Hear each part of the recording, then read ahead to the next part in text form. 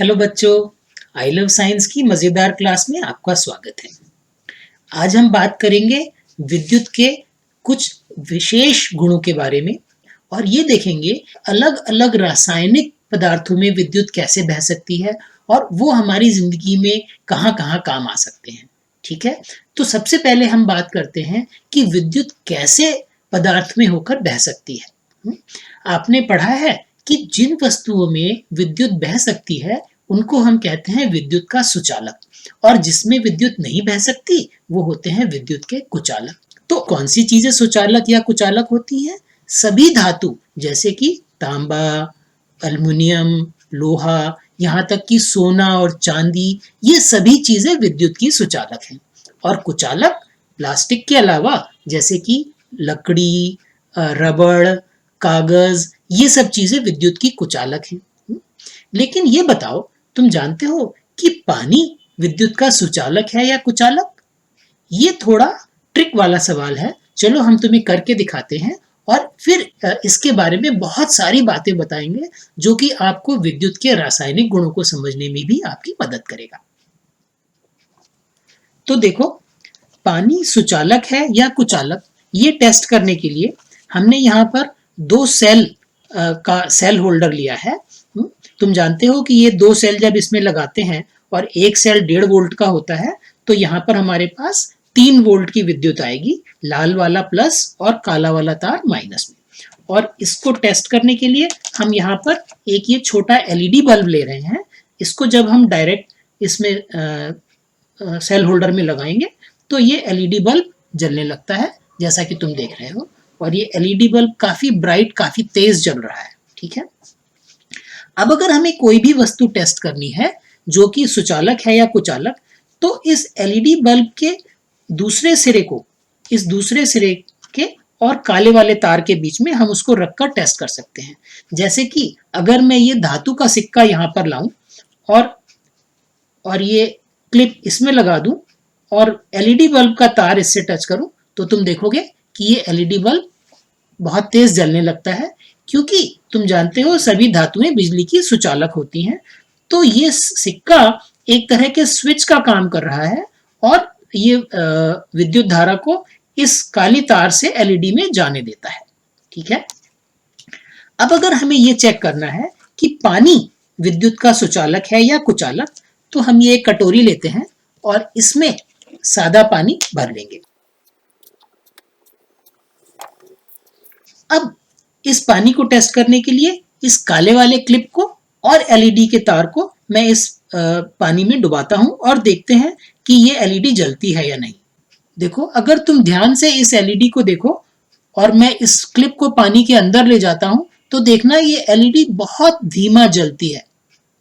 ये देखो, अब दिख रहा है तुम्हें हल्का कि ये एलईडी बहुत कम रोशनी के साथ में जल रही है, बिल्कुल टिमटिमाती हुई, जबकि इसको डायरेक्ट तार से जोड़ने पर ये कितना तेज जलती है। तो इसका मतलब ये हुआ कि ये पानी बहुत कम विद्युत धारा को अपने में से बहने दे रहा है। इसका मतलब ये लगभग विद्युत का कुचालक है, लेकिन बहुत कम विद्युत इसमें से बह सकती है। तो ऐसा इसलिए है क्योंकि एकदम शुद्ध पानी अगर हो तो वो विद्युत का कुचालक होता है। लेकिन ये पानी क्योंकि हमने नल से लिया है और वो पानी बिल्कुल शुद्ध नहीं है, उसमें थोड़ी अशुद्धियां हो सकती हैं, इसलिए वो बहुत कम विद्युत धारा को अपने में से बहने दे रहा है। तो अगर इस पानी में हम कुछ और चीज मिलाएं, जैसे कि कोई अशुद्धियां या और कोई रसायन या कोई चीज, तो क्या वो ज्यादा विद्युत को अपने में से बहने देगा? ये चेक करने के लिए हम तुम्हें यही प्रयोग पानी में अलग अलग चीजें डालकर फिर से दिखाते हैं।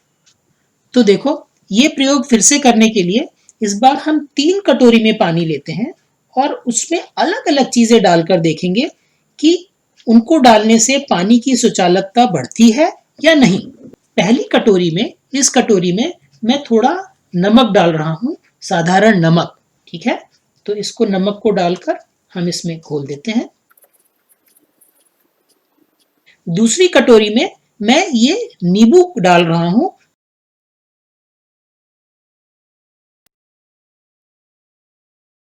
और तीसरी कटोरी में मैं कुछ चीनी डाल रहा हूं।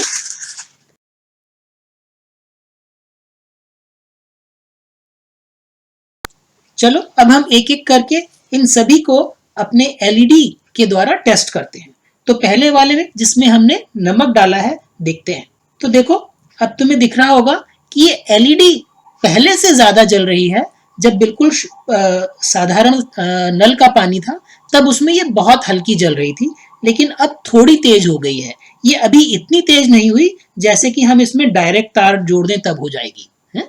लेकिन इसमें डालने पर ये पहले से थोड़ी तेज हो गई है। इसका मतलब नमक डालने से पानी की सुचालकता थोड़ी बढ़ गई है। अब हम दूसरे में चेक करते हैं। इसमें हमने नींबू का रस डाला है। देखो इसमें भी अब तुम्हें लग रहा होगा कि जिस पानी में हमने नींबू का रस डाला था उसमें भी इसकी सुचालकता थोड़ी बढ़ गई है और अब ये ज्यादा बिजली को अपने में से बहने देता है, तो एलईडी थोड़ी ज्यादा तेज है। तो नींबू का रस डालने से भी विद्युत पानी थोड़ा सुचालक हो गया है। तो अब इसको हम तीसरी कटोरी में चेक करते हैं जिसमें हमने पानी में चीनी को घोला था, और इसमें हम देख रहे हैं कि एलईडी लगभग ना के बराबर जल रही है। इसमें चीनी डालने से पानी की सुचालकता बिल्कुल नहीं बढ़ी है। तो तुमने देखा कि नमक और नींबू को जब हमने पानी में डाला तो वो थोड़े ज्यादा सुचालक हो गए, उसमें एलईडी थोड़ी सी ज्यादा जल रही थी, लेकिन चीनी में ऐसा नहीं हुआ। नमक जैसा हमने तुम्हें बताया एक लवण है और उसमें उसके रासायनिक गुण ऐसे हैं कि वो दो आयन में अलग अलग बढ़ जाता है, जो कि प्लस और माइनस चार्ज को इधर से उधर ले जा सकते हैं। तो वो तार के एक सिरे से और दूसरे एलईडी की तरफ जा सकते हैं। नींबू का रस एक तरह का एसिड है और वो भी उसमें भी ऐसे ही गुण हैं जिसमें कि आयन बन जाते हैं और वो प्लस या माइनस चार्ज को पानी में बहा सकते हैं, लेकिन चीनी में ऐसा गुण नहीं होता। तो अब इस प्रयोग से तुम्हें यह समझ आया कि अलग अलग पदार्थों के रासायनिक गुण अलग अलग होते हैं और कुछ पदार्थ ऐसे होते हैं जिनको कि पानी में डालने पर पानी ज्यादा अच्छा सुचालक हो जाता है। ये वो चीजें हैं जो कि प्लस और माइनस के आयन में बढ़ सकती हैं। तो विद्युत धारा के इस रासायनिक प्रभाव के द्वारा हम एक बहुत विशेष चीज कर सकते हैं जिसको कहते हैं इलेक्ट्रोप्लेटिंग। तुमने देखा होगा कि कुछ वस्तुएं ऐसी होती हैं जो कि अंदर से तो किसी और धातु की है, लेकिन उनके ऊपर दूसरी धातु की बहुत हल्की सी परत चढ़ी होती है। जैसे कि तुम्हारे साइकिल का जो हैंडल है वो एकदम चमकते हुए क्रोम धातु के चमकने जैसा होता है, लेकिन वो अंदर से साधारण लोहे का होता है। क्योंकि अगर हम पूरा हैंडल क्रोम धातु का बनाएंगे तो वो बहुत महंगा हो जाएगा, और हम चाहते हैं कि वो ऊपर से चमकीला दिखे, तो इसलिए उसके ऊपर क्रोम धातु की हल्की सी प्लेटिंग कर देते हैं, मतलब बहुत हल्की परत चढ़ा देते हैं। इसी तरह तुमने ये भी सुना होगा कि कभी कभी लोग नकली आभूषण बेचते हैं। वो अंदर से तो किसी और सस्ती धातु के होते हैं, लेकिन ऊपर उनके ऊपर सोने की परत चढ़ी होती है। तो ये प्रक्रिया जिसको कि इलेक्ट्रोप्लेटिंग या विद्युत लेपन भी कहते हैं, ये इस सिद्धांत पर काम करती है कि जब पानी में विद्युत धारा बहती है तो जो धातु के दो तार हमने पानी में डाले हैं, एक तरफ की धातु पानी में बहकर दूसरी तरफ की धातु पर चली जाती है और उस दूसरी तरफ की धातु पर पहली धातु की परत चढ़ जाती है। तो यह है विद्युत लेपन। तो चलो तुम्हें ये करके दिखाते हैं। तो देखो बच्चों, ये इलेक्ट्रोप्लेटिंग या विद्युत लेपन का प्रयोग करने के लिए हमने एक छोटी डिब्बी ली है जिसमें हम पानी में कॉपर सल्फेट के लवण का घोल बनाएंगे। और ये एक कॉपर या तांबे की प्लेट ली है और एक हमने लिया है साधारण लोहे का सिक्का। तो अब हम ये चाहते हैं कि इस लोहे के सिक्के पर हम कॉपर या तांबे की परत चढ़ाना चाहते हैं। इस डिब्बी में थोड़ा पानी भरते हैं और इसमें या कॉपर सल्फेट सॉल्ट को मिला देंगे।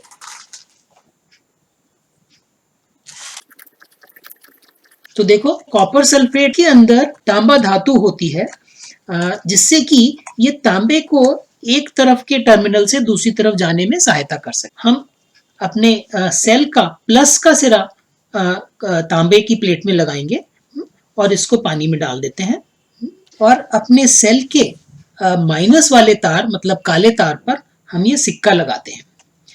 और इन दोनों को जब हम इसमें डालेंगे तब विद्युत धारा इस पानी के अंदर बहनी शुरू हो जाएगी और उसके साथ में कॉपर के कण, कॉपर के आयन के रूप में इस सिक्के पर आ जाएंगे।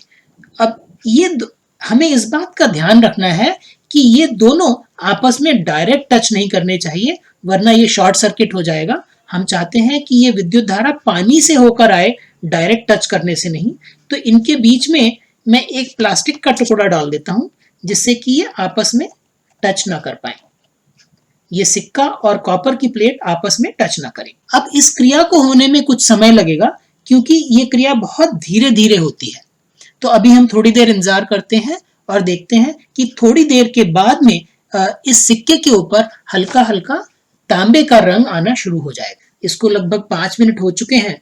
अब अगर हम इसको निकाल कर देखें तो तुम देखो, तुमको दिख रहा है कि ये सिक्का जो कि लोहे का लगभग काले रंग का था, अब इस पर तांबे का लगभग भूरे रंग की परत चढ़नी शुरू हो गई है। तो अगर इसको अभी हम थोड़ी देर और इसमें रखें तो इस पे पूरे पर कॉपर यानी तांबे की परत चढ़ जाएगी। और ये है इलेक्ट्रोप्लेटिंग या विद्युत लेपन का तरीका। तो बच्चों, आपने देखा ये विद्युत लेपन की प्रक्रिया कितनी मजेदार है। इसमें एक तरफ की धातु की प्लेट जो कि तांबे की थी, वहां के तांबे के कण घुलकर पानी में आ जाते हैं और वो पानी से होते हुए दूसरे टर्मिनल की तरफ चले जाते हैं जो कि निगेटिव या माइनस चार्ज वाला है, और वो तांबे के कण माइनस की तरफ जाकर उधर जो भी धातु होती है उसके ऊपर जाकर चिपक जाते हैं। इसमें आपको ये भी समझना है कि ये कण हमेशा माइनस की तरफ ही क्यों जाते हैं। कॉपर का गुण है कि उसके आयन पर प्लस चार्ज होता है, तो प्लस चार्ज वाले आयन हमेशा माइनस चार्ज वाले टर्मिनल की तरफ आकर्षित होते हैं और वो माइनस की तरफ जाते हैं। तो इसलिए विद्युत लेपन में अगर हम किसी धातु पर कॉपर का लेपन या प्लेटिंग कर रहे हैं तो कॉपर की प्लेट हमेशा प्लस में लगाई जाती है और वो दूसरी धातु जिसके ऊपर कॉपर चढ़ानी है उसकी हमेशा माइनस में लगाई जाती है।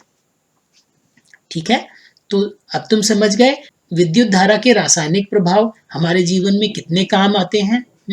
ये विद्युत लेपन की प्रक्रिया बहुत सारी चीजों में, उनको साफ रखने में, ऐसी धातुओं की चीजें बनाने में काम आती है जिससे कि उन पर जंग ना लगे। जैसे कि तुम्हारी साइकिल या मोटरसाइकिल के बहुत सारे पार्ट जो चमकीले से दिखते हैं, वो सब क्रोम धातु के लेपन से बनते हैं जिससे उस पर जंग न लगे और वो हमेशा अच्छी दिखती रहे। तो ये था हमारा विद्युत लेपन के बारे में वीडियो। अगले वीडियो में हम आपको विद्युत के रासायनिक प्रभाव से बैटरी बनाना भी सिखाएंगे। ये बहुत मजेदार है और इसमें आप नींबू के रस से बैटरी बना सकते हो। तो ये अगला वीडियो देखना मत भूलना।